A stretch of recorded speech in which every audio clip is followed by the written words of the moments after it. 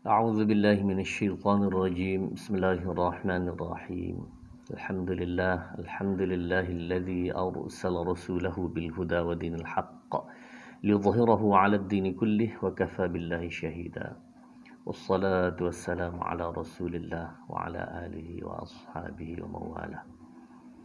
Tuan-tuan, puan-puan, para muslimin muslimat sidang netizen yang dirahmati Allah sekalian.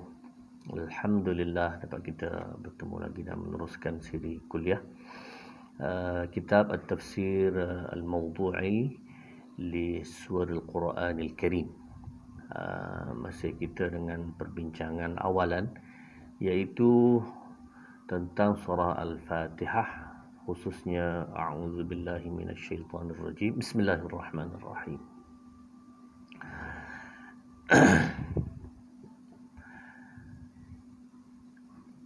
بسم الله الرحمن الرحيم الحمد لله رب العالمين الرحمن الرحيم مالك يوم الدين إياك نعبد وإياك نستعين اهدنا الصراط المستقيم صراط الذين أنعمت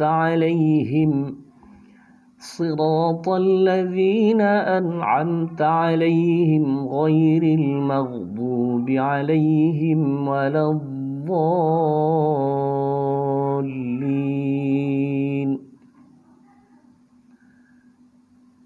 Muslim-muslimat rahmat Allah sekalian, setelah perbincangan kita tentang Bismillahirrahmanirrahim, pandangan-pandangan ulama berkenaan dengan sama ada Bismillah itu ayat daripada surah Al-Fatihah, ayat daripada antara bainas suwar, di antara surah-surah Al-Quran, dan kemudian adakah Bismillah itu ayat daripada Quran, maka kesimpulan mudahnya ialah ulama sepakat bahawa Bismillahirrahmanirrahim adalah daripada Al-Quran, iaitu pada ayat surah An-Naml ayat yang ke-30, innahu min Sulaiman wa innahu bismillahirrahmanirrahim. Itu ulama sepakat. Kemudian ulama khilaf tentang bismillah di awal Fatihah. Itu ada khilaf. Kemudian ulama juga khilaf bismillah di antara surah. Di antara surah. Maka dua tempat tersebut itu khilaf. Yang mana Syafi'i mengatakan ia adalah ayat, dan Imam Ahmad bin Hanbal dalam dua riwayatnya, salah satunya ialah mengatakan dia adalah ayat. Kemudian yang selain daripadanya iaitu Hanafi dan Maliki, dan juga pandangan kedua daripada Ahmad bin Hanbal mengatakan bahawa ia bukan ayat. Baik. Dan kita telah sebutlah kenapa, sebab mereka mengatakan demikian dengan pendalilan masing-masing. Baik.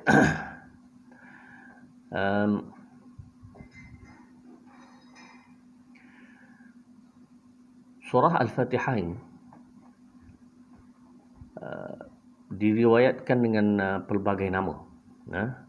Ada disebutkan dengan surah Al-Fatihah. Kemudian Fatihul Kitab, kemudian Asy-Syifa, dan kemudian Ummul Kitab, Ummul Quran, Sab'ul Masani, Ar-Ruqyah, dan lain-lain. Dan pelbagai nama ini tidak menjadi halangan. Maknanya para ulama kata itu tidak menjadi masalah. Bahkan dia tadullu ala syarafi al-musamma, itu menunjukkan keutamaan. Bila orang banyak nama ini menunjukkan banyak kelebihan. Ialah contohnya kalau nama Muhammad bin Abdullah zaman sekarang ini, tambah lagi dengan nama datuknya, kemudian tambah lagi dengan Tan Serinya, tambah Datuk Serinya, macam-macam. Gelaran-gelaran itu menunjukkan syaraf, satu kemuliaan. Wa qad waradat asma'un kathiratun li suratil Fatihah. Minha sabata ma sabata bin nassi wa minha mastanbata min khilali ma qila anha wa sanakhtasir ma sabata min asma'iha bin nass sahih. Banyak nama-nama surah Al-Fatihah ni sebahagiannya memang ada penamaannya di dalam surah,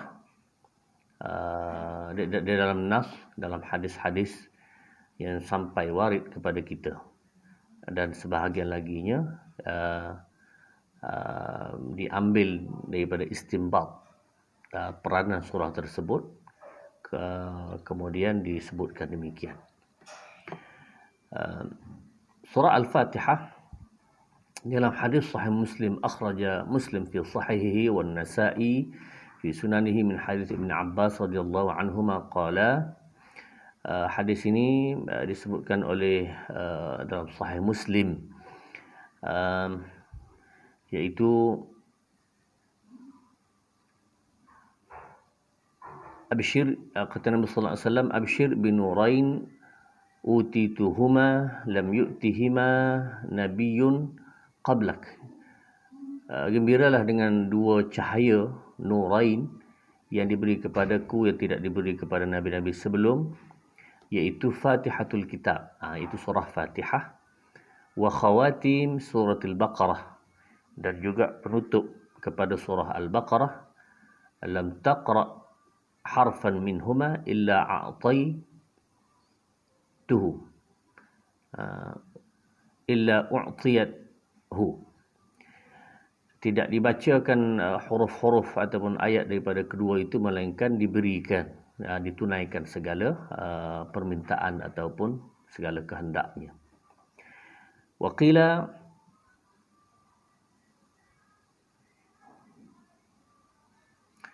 fi ta'lil hadhihi at-tasmiyah li'annaha awwal ma yuftah bihi kitab, فهي أول ما يكتب الكاتب من مصحف وأول ما يتلوه التالي من القرآن العظيم. Dan daripada sebab penamaan surah ini dengan Fatihatul Kitab tadi, kerana dia membuka kitab ini dengan surah Al-Fatihah, maknanya dia permulaan. Dan memang itulah yang yaktubuhul katib, dimulakan oleh seorang yang menulis dalam mushaf ini, maknanya diperintah oleh Nabi sallallahu alaihi wasallam memulakan surah Al-Fatihah, dan dialah yang paling awal dibaca dalam Al-Quran. Bahkan dalam hadis yang sahih Ubadah bin Samit anna Rasulullah sallallahu alaihi wasallam qala la salata liman lam yaqra'u bi Fatihatil Kitab. Tidak adalah sembahyang melainkan dengan mesti wajib dibaca dengan surah Al-Fatihah.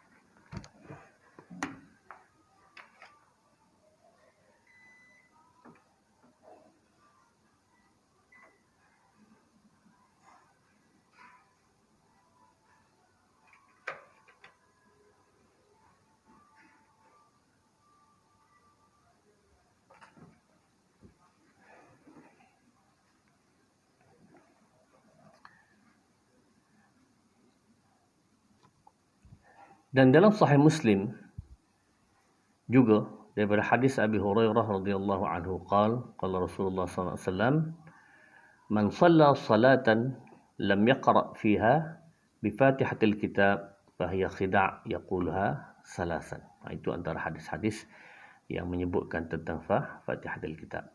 Kemudian Ummul Kitab warada fi Sunan Abi Daud wa Tirmizi an Abi Hurairah radhiyallahu anhu qala Rasulullah sallallahu alaihi wasallam, alhamdulillahi rabbil alamin, Ummul Quran wa Ummul Kitab wa Sab'ul Mathani. Nama yang disebutkan di sini adalah Ummul Quran wa Ummul Kitab wa Sab'ul Mathani.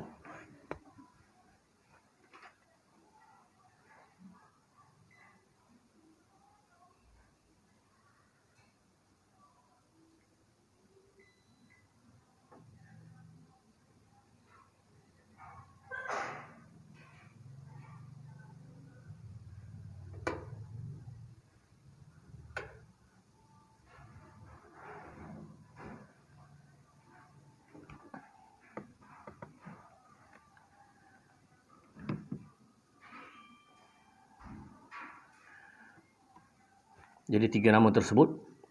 Waqal Imam Al-Bukhari fi awal kitab at-tafsir wa subiyat ummul kitab li'annahu yabda' bikitabatiha fi al-masahif wa yabda'u biqira'atiha fi as-salah. Imam Bukhari menyebutkan dalam kitabnya iaitu dalam perbincangan kitab tafsir dalam sahihnya, dinamakan Ummul Kitab ini kerana dia dimulakan penulisan dengannya di dalam mushaf dan dimulakan bacaannya dalam sembahyang. Maknanya kewajipan membaca surah Al-Quran yang mesti dalam sembahyang adalah surah Al-Fatihah.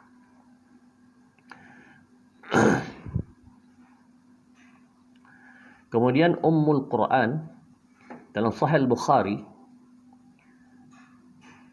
Ummul Qur'ani hiya as-sab'ul mathani wal Qur'an al-'azim. Wa akhraja Muslim wan Nasa'i min hadits Abi Hurairah man shalla salatan lam yaqra' fiha bi Ummil Qur'an fa hiya khida' thalathan ghairu tammah.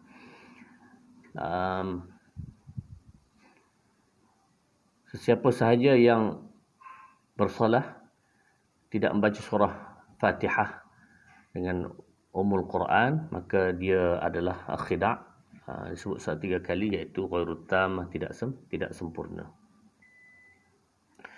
Kemudian as-sab'ul mathani, begitu juga di dalam Sahih Bukhari disebutkan tentang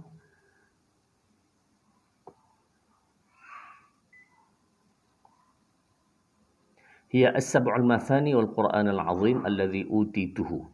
Dia adalah merupakan sab'ul mathani dan iaitu Al-Quran Al-Azim yang diberikan kepadaku.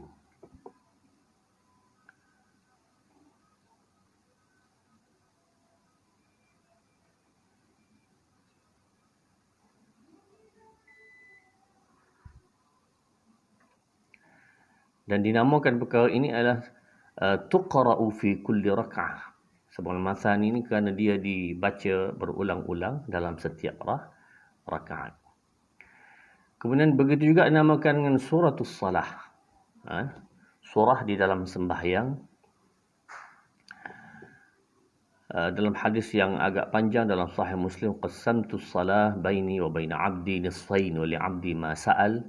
Begitulah fa idza qala al-'abdu alhamdulillahi rabbil alamin qala Allah ta'ala hamidani 'abdi, wa idza qala al-'abdu ar-rahmanir rahim qala Allah asna 'alayya 'abdi, wa idza qala iyyaka na'budu wa iyyaka nasta'in qala hadza baini wa baina 'abdi wa li 'abdi ma sa'al, fa idza qala ihdinas siratal mustaqim siratal ladzina an'amta 'alaihim ghairil maghdubi 'alaihim waladdallin qala haula li 'abdi wa li 'abdi ma sa'al.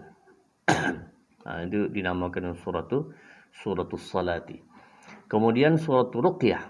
Ruqyah maknanya kalau bahasa kita ni jampilah, tapi oleh kerana dengan menggunakan Al-Quran, wa fi as-sahihain min hadis Abi Sa'id Al-Khudri qala kunna fi masirin lana fanazalna faja'at jariyah qalat inna sayyida al-hayy salim. Kisah ini tentang Abu Sa'id Al-Khudri yang menceritakan tentang bila mereka dalam satu perjalanan, ada seorang hamba perempuan datang memberitahu tentang ketuanya, ketua kampung lah kita kata, dalam keadaan sakit. Hal minkum raq, adakah di kalangan kamu ini yang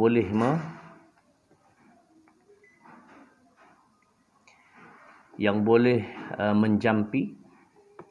Maka kisahnya berlakulah begitu, sehinggalah Abu Sa'id Al-Khudri pergilah menjampi, kemudian diberi upahnya dengan 30 ekor syah bisalathina syatin, dengan 30 bisalathina syatan, dengan 30 ekor kambing. Ya.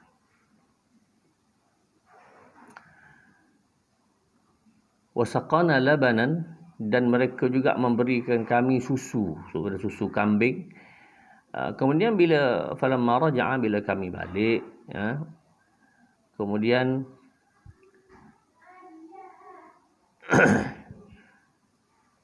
ditanya kepadanya apa yang dia telah baca ruqyah tersebut, apa yang telah dia jampi, macam mana caranya. Qala la ma raqitu illa bi ummil kitab. Aku ruqyah tadi hanya dengan ummul kitab sahaja. Mana dengan Al-Fatihah. Qulna la tuhaddithu syai'an hatta na'ti wa nas'ala Rasul sallallahu alaihi wasallam. Jawab mereka, jangan cakaplah. Kalau macam tu kena jumpa Nabi sallallahu alaihi wasallam dulu. Falamma qadimna al-Madinah zakarnahu lin Nabi sallallahu alaihi wasallam. Bila kami balik dan jumpa Nabi sallallahu alaihi wasallam, kata Nabi, wa ma kana yudrihi annaha ruqyah, aqsimu wadribu li bisahmin. Macam mana yang dia tahu, iaitu Abu Sa'id Al-Khudri itu tahu bahawa itu ruqyah, Fatihah itu sebagai jampi. Maka dengan itu kata Nabi sallallahu alaihi wasallam, aqsimu wadribu li bisahmin, tolong bagilah, dan jangan lupa aku sekali. Itu orang kata Rasulullah dalam keadaan melucu sikitlah, jangan lupa bagi aku sekali, gitulah. Kemudian kelebihan surah Al-Fatihah,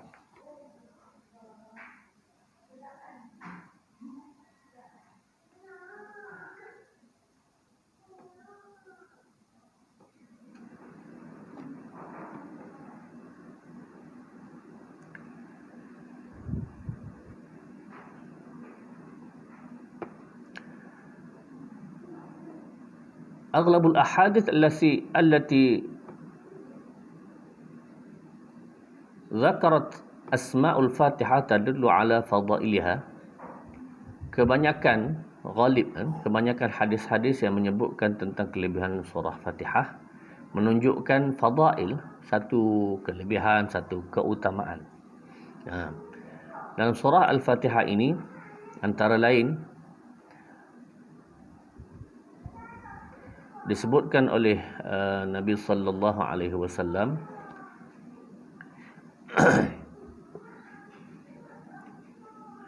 law 'allimannaka a'zama surati fil Quran qabla an takhruj minal masjid. Aku nak ajarkan ke kamu satu surah yang amat hebat sebelum kamu keluar daripada masjid ini. Kemudian Rasulullah sebutlah surah Alhamdulillahi Rabbil Alamin wa hiya sab'ul mathani wal Qur'anil azim. Itulah surah Al-Fatihah, dimulakan dengan Alhamdulillahi Rabbil Alamin dan 7 ayat diulang-ulang.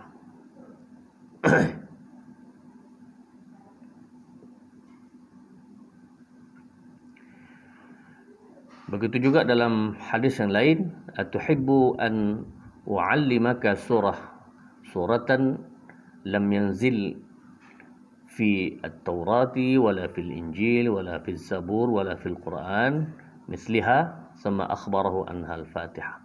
Kamu nak dak aku beritahu kepada kamu tentang surah yang tidak pernah diturunkan dalam Taurat, dalam Injil, dalam Zabur, dalam Al-Furqan yang sepertinya. Lalu disebutkanlah bahawa sama akhbarahu bi annaha al-Fatihah. Rasulullah menunjukkan surah itu Al-Fatihah.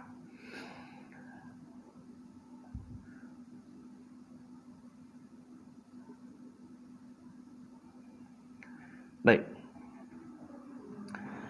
Di dalam hadis-hadis yang pelbagai ini disebutkan tentang kelebihan surah Al-Fatihah. Maka Ustaz nak merujuk sedikit tuan-tuan saudara rahmati Allah sekalian, bahawa kita melihat kepada kelebihan-kelebihan ini Seperti manalah kita katakan dalam hadis sahih yang lain, iaitu man qara'a harfan min kitabillah falahu bihi hasanah. Siapa baca satu huruf daripada Al-Quran, dia dapat satu hasanah, wal hasanatu bi asyri amsalihha, dan satu hasanah itu menyamai dengan 10 pahala. Baik.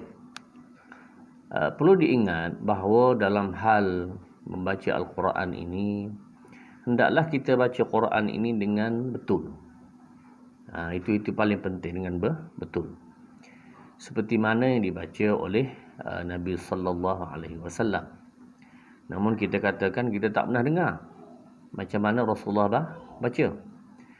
Tetapi perlu diingat bahawa sekalipun kita tak pernah dengar, tapi kita belajar daripada satu orang guru, kemudian satu orang guru, kemudian satu orang guru, bertali-tali sanadnya itu sampai kepada Nabi sallallahu alaihi wasallam. Itu jalan yang kita boleh. Baik, cuma pada hari ini kaedah yang berlaku ini maknanya ittisalu as-sanad, yang dinamakan ijazah sanad surah Fatihah, dinamakan ijazah sanad baca Al-Quran sampai kepada Nabi sallallahu alaihi wasallam ini. Nampaknya zaman ini agak biasa berlaku perkara ini, dan bagi ustaz dia perkara yang baik. Cuma ada setengah-setengah orang yang ingin mendapat sanad ini, tetapi melupakan kaedah yang sebenar dan sepatutnya ialah betul. Sehingga ada yang orang dah ada sanad, dan sanad itu banyak. Bila dia baca Quran dengan kita dengar, kenapa ada salah-salah yang kita rasa tidak sepatutnya ataupun tidak layak kepada orang yang ada sanad. Misalnya makhrajnya agak lemah lagi, tapi ada sanad. Salah situ sininya agak banyak dan tidak layak bagi mereka yang ada sanad. Tapi bila kita tanya, dia ada sanad. Dia baca dengan gurunya sekian-sekian. Tuan-tuan, muslim-muslimat rahmati Allah sekalian, kaedah dalam sanad ini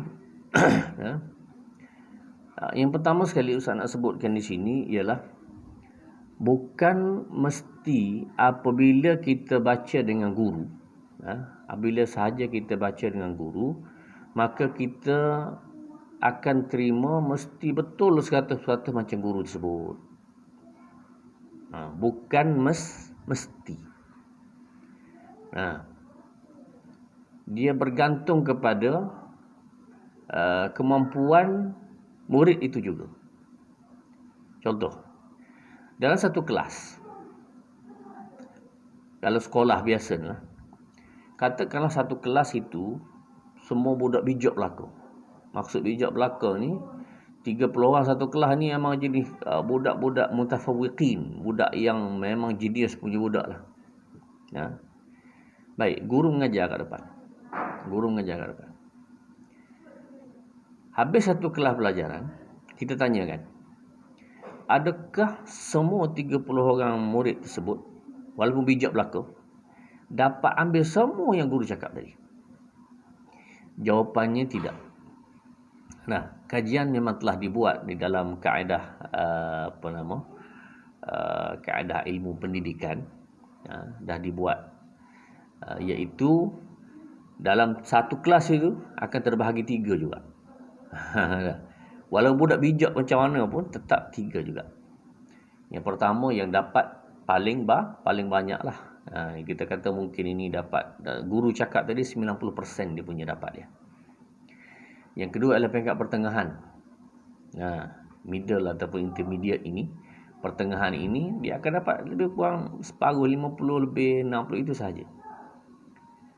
Yang peringkat ketiga ini, golongan yang akan mendapat sekitar 30% ke bawah. Walaupun dalam kelas itu budak bijak. Itu hakikat lah. Nak buat macam mana? Di dalam kajian memang begitu keadaannya. Ada pelajar yang mampu dapat 100%. Ada mampu pula sebahagian, separuh sahaja. Ada yang mampunya sedikit sahaja. Baik. Jadi kita kata kalau begitu, kenapa guru-guru ini beri sanad? Nah, kenapa guru-guru beri sanad sedangkan bacaannya itu masih ada lemah dan berkurang dan seumpamanya? Jawapan kita ialah guru ini melihat dah kepada kesungguhan dah para pelajar yang mengaji dah bertahun-tahun kadang ni. Dah bertahun-tahun. Akhirnya dia melihat tak apalah, berilah sanad secara umumnya. Mana dia telah baca khatam 100% dah khatam. Tetapi beberapa kelemahan itu semoga-moganya dia telah belajar ini dia akan terus mulazamah dan memperbetulkan bacaan Al-Quran. Itu kaedah pada guru. Kalau tidak dia reject semua sekali. Salah ini sikit dia reject, salah sikit reject. Jadi tak ada orang nak mengaji lah. Jadi ini dia panggil dari sudut kaedahnya ialah kaedah memberi galakan kepada murid. Dia telah berusaha bertahun-tahun, tiba-tiba tak dapat sanad juga. Allahai, jadi kesian. Nampaknya tidak ada tasamuh langsung dalam masalah seperti ini. Cuma kesilapan murid itu ialah dia menjadikan alasan saya baca guru gini. Baca dah guru gini. Jadi bila saya baca gini, betul dah. Guru pun tak tegur.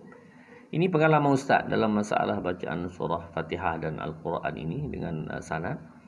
Kadang-kadang kita tegur dah, daripada juzuk pertama lagi kita tegur dah. Juzuk kedua tegur lagi, juzuk tiga, keempat, kelima, keenam itu alhamdulillah betul. Kemudian balik semula. Juzuk 10, 11, 12 kena balik. Tegur lagi. Juzuk 18, 19 kena lagi.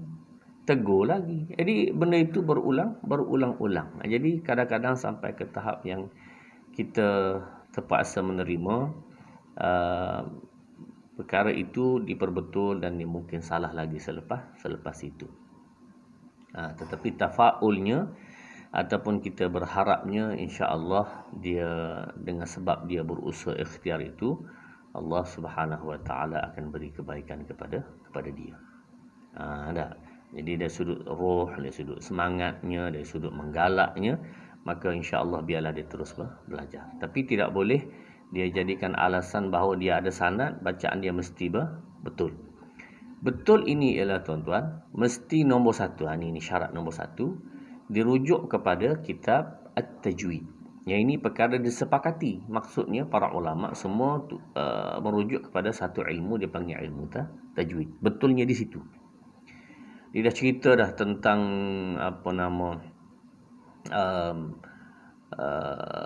kaedahnya, sebutan hurufnya, kaedah hukum hakamatnya, berapa panjang, itu telah dicerita dalam kitab tajwid. Itu rujuk di situ nombor satu. Kemudian jika adalah khilafun yasir, khilaf yang sedikit-sedikit, contohnya kitab tajwid ini barangkali tak boleh nak cerita, memberikan gambaran setepatnya tentang apa itu yang dipanggil imalah, taqlil, majiri, itu perlu kepada guru dan sanad lah. Yang itu sedikit sangat. Yang lain boleh kata 95%, 96% sudah disebutkan oleh seluruhnya di dalam ilmu tajwid. Jadi rujukan nombor satu ialah tajwid. Barulah kalau ada sedikit-sedikit khilaf itu kita pergi kepada yang kedua, kepada sanad. Kenapa? Kerana sanad itu dari sudut penjagaannya, guru kita insya-Allah kita kata dia betul lah, tapi penerimaan kita tu boleh jadi macam pelajar dalam kelas tadi. Boleh jadi betul, boleh jadi tak betul, ataupun masa depan guru betul dah, lepas tu dia jadi balik sebab lidah tidak bertulang. Iyyaka na'budu wa iyyaka nasta'in. Budu betul dah, balik rumah tu budu pula. Budu pula itu sebab apa tuan-tuan? Kerana disebabkan oleh lidah kita ini boleh jadi berlaku semula atau berlaku kesalahan selepas itu. Jadi tuan-tuan muslim-muslimat rahmat Allah sekalian, kalau begitu kita katakan ada orang mengatakan bahawa tak payah ambil sanad lah, sebab sanad pun belum tentu kita jadi betul lagi. Tak, tuan-tuan, sanad ni satu sunnah Nabi sallallahu alaihi wasallam. Kenapa? Rasulullah mengajar kepada sahabat.